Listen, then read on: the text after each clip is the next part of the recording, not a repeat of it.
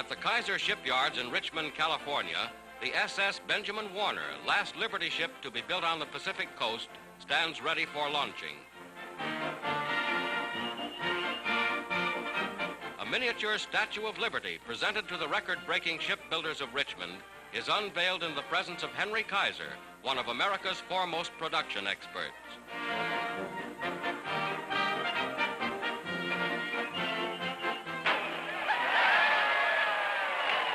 The new vessel, last of the Liberty ship class, slides down the ways.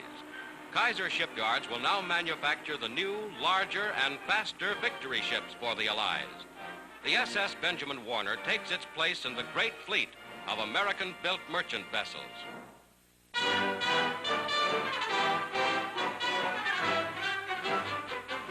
At Chungking in China, Generalissimo Chiang Kai-shek meets a plane arriving from Russia. Aboard is Henry Wallace, Vice President of the United States, here as the personal representative of President Roosevelt. At a servicemen's club, Wallace is welcomed by Red Cross workers. On this important tour of the Far East, he takes time off for a volleyball game with American soldiers.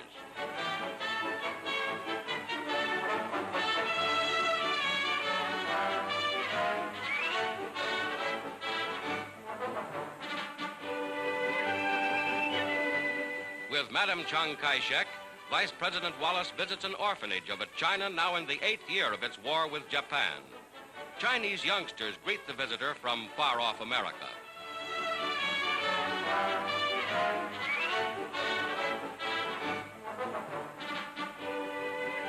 At Chiang Kai-shek's summer residence, over 150 guests attend an official banquet given by the Generalissimo and Madame Chiang in Wallace's honor.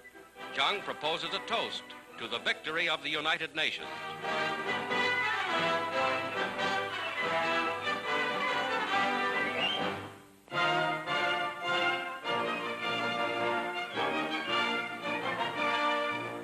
At Bretton Woods, New Hampshire, delegates from 44 allied and associate countries arrived for the opening of the United Nations Monetary and Financial Conference. Invited by President Roosevelt to the first major world financial meeting since the London Conference of 1933, they will work in the seclusion of this White Mountains resort.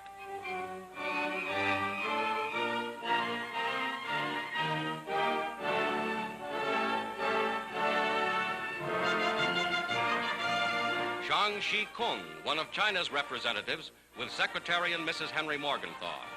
United States Treasury Secretary Morgenthau heads the American delegation.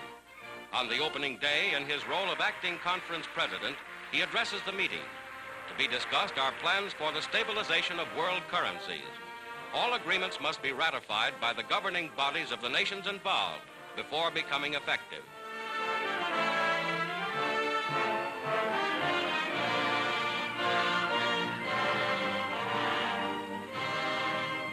Delegates to this monetary and financial conference pose on the hotel lawn.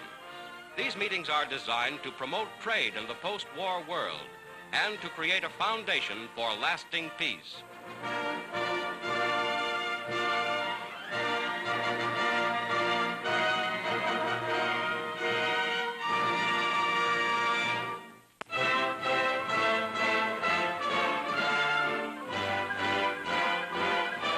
At Washington's National Airport, a giant Army transport plane comes in from Algiers, bearing a famous visitor on his first American trip.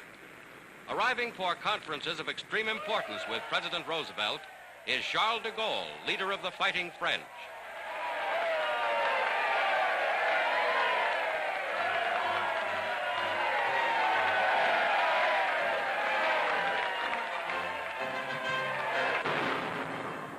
A 17-gun salute is given for the distinguished visitor, who is welcomed with high military honors.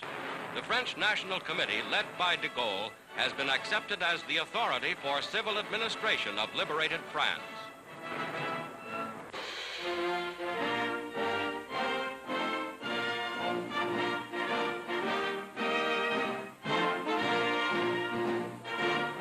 General Marshall, Admiral King, and General Arnold join in saluting France's national anthem, the Marseillaise.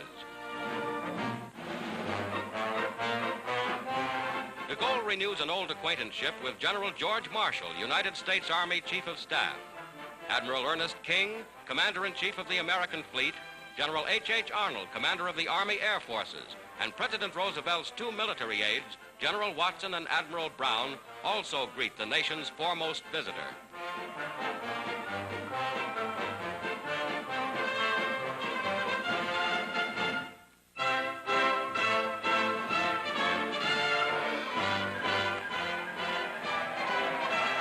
General de Gaulle leaves for the White House and a meeting with President Roosevelt, which is greatly to increase agreement and understanding between America and the new France.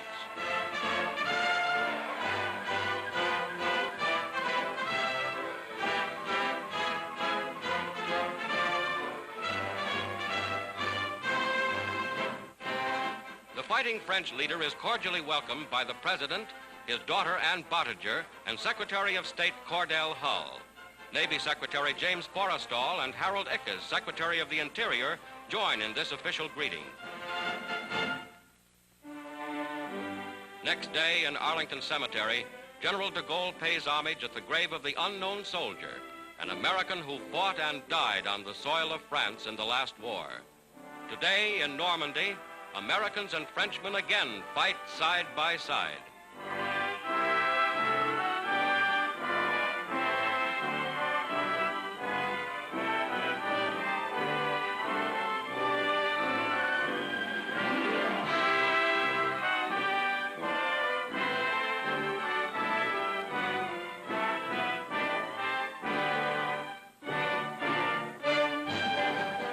From Washington, de Gaulle arrives at New York City Hall.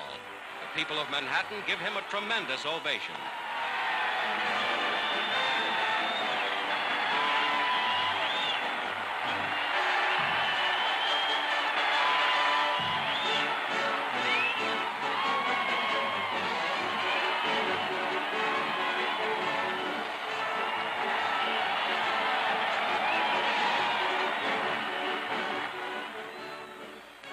From atop the RCA building, France's leader sees America's largest city, including his visit, which has reaffirmed the ancient bonds of friendship between America and France. General Charles de Gaulle speaks to the people of the United States. I am glad to be on American soil and again to have met President Roosevelt. We have talked. And I found thus we have a common understanding of the grave problems facing us. I take this opportunity to thank the American people for the wonderful effort they have made to win this war. Today, as in 1918, your American boys are fighting side by side with the French soldiers. Together, we are marching on the road to Berlin, to Tokyo, to a final victory.